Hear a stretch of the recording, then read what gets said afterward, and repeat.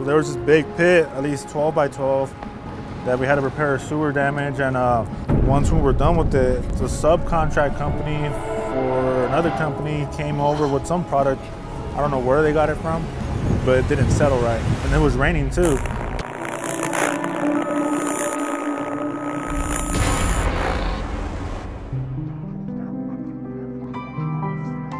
One that they had got real muddy, you know?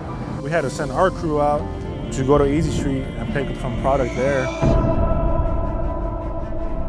Like I said, Easy Street, when it comes down to needing product from them, we never have issues, you know? It's pretty fast. You guys came back over with the product, we were able to lay it down, seal our patch, went home for the day. Thanks, Easy Street.